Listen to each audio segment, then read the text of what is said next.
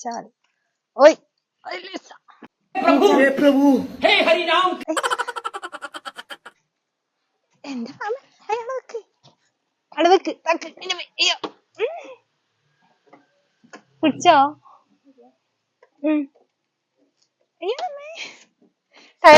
Tyre മുട്ടിയാ അയച്ച അയച്ച അയച്ച അങ്ങനെ ഉന്തിയിടല്ല അടുക്ക് അയച്ച അയച്ച അയച്ച അയച്ച അയച്ച അയച്ച അയച്ച അയച്ച അന്നീ കാര്യം വിളിക്കുക വായനശാലയിൽ ആരെങ്കിലും ഉണ്ടോ ഞാൻ വിളിക്കട്ടെ ഹായ് എന്റെ വണ്ടിക്ക് പണി കിട്ടി കിരി കിരി സൗണ്ട് എല്ലാം ഉണ്ടായി ഇന്ന് പുലർച്ചെ വണ്ടി മരിച്ചു അപ്പൊ മരിച്ചുപോയ വണ്ടീനെ വേറൊരു വണ്ടിയിൽ എടുത്ത് കൊണ്ടുവരാൻ വേണ്ടി പോയെന്ന് എല്ലാരും പ്രാർത്ഥിക്കണം ഹായ് എന്റെ വണ്ടിക്ക് പണി കിട്ടി ഹായ് എന്റെ വണ്ടിക്ക് മിനിയാന്ന് പട്ടോന്ന് വെച്ചിട്ട് ഒരൊച്ച എന്റെ വണ്ടീന്റെ ഉള്ളിൽ നിന്ന് കേട്ടിനി അതിനുശേഷം വണ്ടീന്റെ ബാക്കിൽ ഒരു കിരി കിരി സൗണ്ട് എല്ലാം ഉണ്ടായി ഇന്ന് പുലർച്ചെ വണ്ടി മരിച്ചു അപ്പൊ ഇന്ന് രാവിലെ വർക്കിന് പോകുന്ന സമയത്ത് ഹൈവേന്നാണ് വണ്ടി ഡെഡായത് പിന്നെ അതിനെ ഉന്തിയിട്ട് ഒരു സ്ഥലം വരെ കൊണ്ടുവച്ചു ഇപ്പം അതിനെ കൊണ്ടുവരാൻ പോവാ പുനർജീവിക്കുവോന്നറിയില്ല മരിച്ചുപോയ വണ്ടി വീണ്ടും പുനർജനിക്കുമോ എന്നറിയില്ല നോക്കാം നല്ല പുതിയ വണ്ടി ഉണ്ടായതാണ് കുറച്ച് വർഷം മുന്നേ അത് വിറ്റിട്ടാണ് ഞാൻ യൂറോപ്പിലേക്ക് പോയത് തിരിച്ചു വന്നിട്ട് ഇപ്പം ഈ അടുത്താണ് ഈ ഒരു വണ്ടി ഇത് സെക്കൻഡ് ഹാൻഡാണ് സ്കൂട്ടി വാങ്ങിയത് അത്യാവശ്യം നാട്ടിൽ നിന്നെല്ലാം ഡ്രൈവ് ചെയ്യാന്ന് വെച്ച് വാങ്ങിയതാണ് പക്ഷേ എനിക്ക് അധികം ഓടിക്കാൻ പറ്റിയില്ല അപ്പോൾ ഇത് ഇടയ്ക്കിടയ്ക്ക് ഇങ്ങനെ സ്റ്റാർട്ടാവുന്നുണ്ടായില്ല എനിക്ക് എന്തായാലും കാര്യമായ പണി കിട്ടി ഓരോന്ന് കഴിയുമ്പം ഓരോന്നായിട്ട് ദൈവം എനിക്കിങ്ങനെ തന്നുകൊണ്ടിരിക്കുന്നുണ്ട് അതിലെനിക്ക് ഒരുപാട് സങ്കടമുണ്ട് എൻ്റെ വണ്ടിക്ക് എന്താ പറ്റിയെന്നൊന്നും എനിക്കറിയില്ല പിന്നെ വണ്ടീൻ്റെ ബാക്കിലെ ടയറിന്ന് ഒരു ഡോ എന്ന് പറഞ്ഞ സൗണ്ട് കേട്ടിന് ഞാൻ വെച്ചാൽ എന്തോ പൊട്ടി ടയർ പൊട്ടിയെന്നിട്ട് അതിനുശേഷം ഞാൻ പറഞ്ഞല്ലോ കിരി കിരി എന്നുള്ള സൗണ്ടും അതിനുശേഷമാണ് വണ്ടി പുലർച്ചെ വർക്കിന് പോകുന്ന സമയത്ത് ഹൈവേന്ന് സ്റ്റോപ്പ് ഡെഡ് ആയത്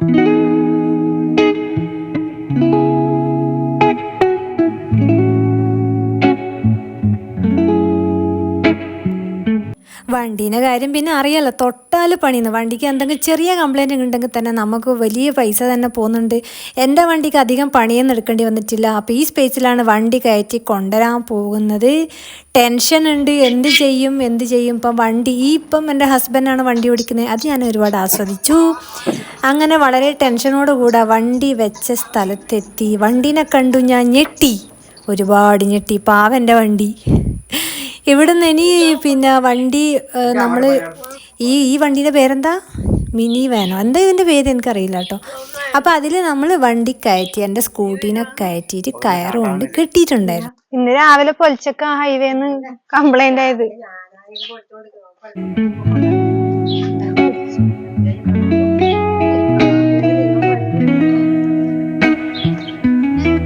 ഞാൻ പൊന്നിച്ച കൊണ്ടുപോകാം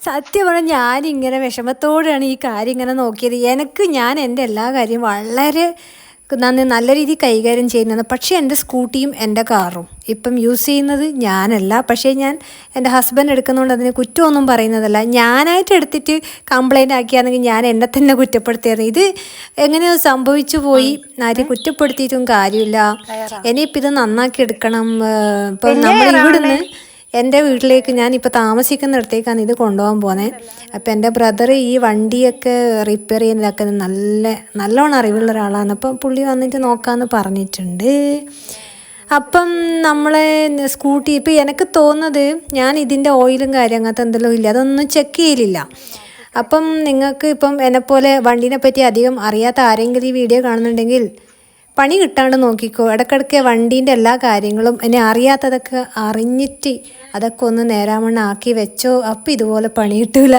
ഇത് കൊണ്ടുപോകുന്ന സമയത്തേ ആൾക്കാരെല്ലാം നോക്കുന്നുണ്ടായിരുന്നു വല്ലാത്ത ടെൻഷനായി എനിക്കെന്തോ ഒരു നാണക്കേടും ചമ്മലും എന്താ ചെയ്യാല്ലേ അങ്ങനെ നമ്മൾ താമസിക്കുന്നിടത്ത് എത്തി ഇത് ഒരു മെയിൻ റോഡിൻ്റെ സൈഡ് തന്നെയാണ് ഒരു എന്നാന്ന് പറയുക വണ്ടി ഇച്ചിരി കയറ്റം പോലെ ഉണ്ട് ഗേറ്റിൻ്റെ അവിടെ അപ്പോൾ അതിങ്ങനെ വണ്ടി അങ്ങനെ സ്ട്രെയിറ്റ് ആയിട്ട് എടുക്കാൻ പറ്റിയില്ല അത് കുറച്ച് ബുദ്ധിമുട്ടി കുറച്ചല്ല, കുറേ സമയം ബുദ്ധിമുട്ടി. അത് ഞാൻ വീഡിയോ എടുത്തിട്ടുണ്ടായില്ല.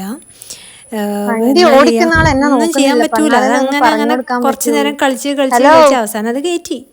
ഹേയ് ഹേയ്, ഇങ്ങോട്ട് ഇതാ, ഇങ്ങോട്ട് ഇപ്പുറത്തേക്കൂടാ. ഇതിലേ പണ്ടേരം നാട്ടുകാരെല്ലാം നിന്ന് നോക്കി. ഇവരെന്താ ഈ കാഴ്ചക്കാരെ പോലെ നോക്കുന്നത്? വരൂ ഇങ്ങോട്ട്. കേറിക്കോ കേറിക്കോ, വാ വാ വാ.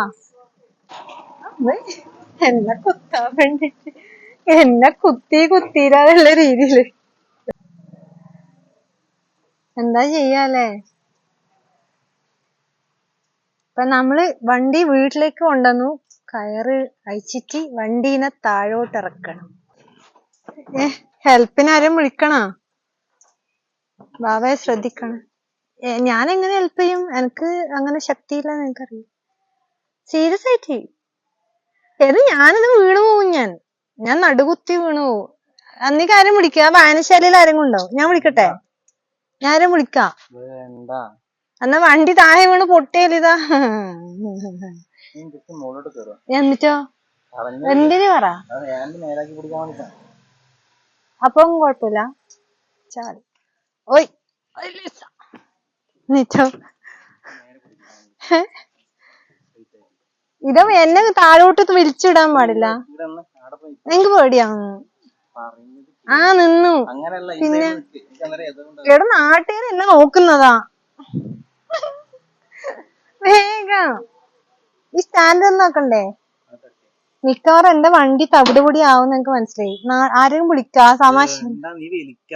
ഞാൻ ബലം കൊടുക്കൂലേ? എനിക്ക് അതിന് ശക്തിയില്ല, അതാണ്.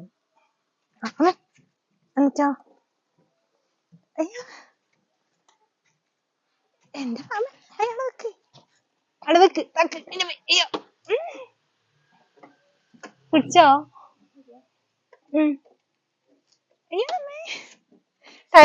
ടയറ് മുട്ടിയാ? അയച്ച അങ്ങനെ ഉന്തിയിടല്ല.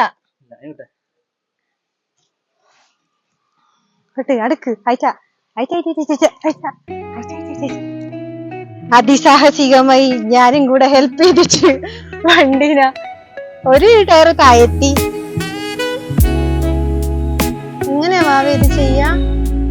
വാവ ഉറക്കെ പിടിക്കേ, സ്കൂട്ടി പോയല്ല.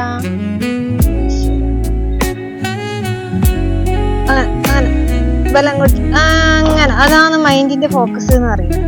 ഓക്കെ, വണ്ടി നിലത്തെത്തി. അയ്യോ. അപ്പം എൻ്റെ വണ്ടീനെ ഇങ്ങനെ ഇവിടെ എത്തിച്ചിട്ടുണ്ട്. ഇനി എന്തായിത്തീരുന്നറിയില്ല. ഒരുപാട് വിഷമം ഉണ്ട്.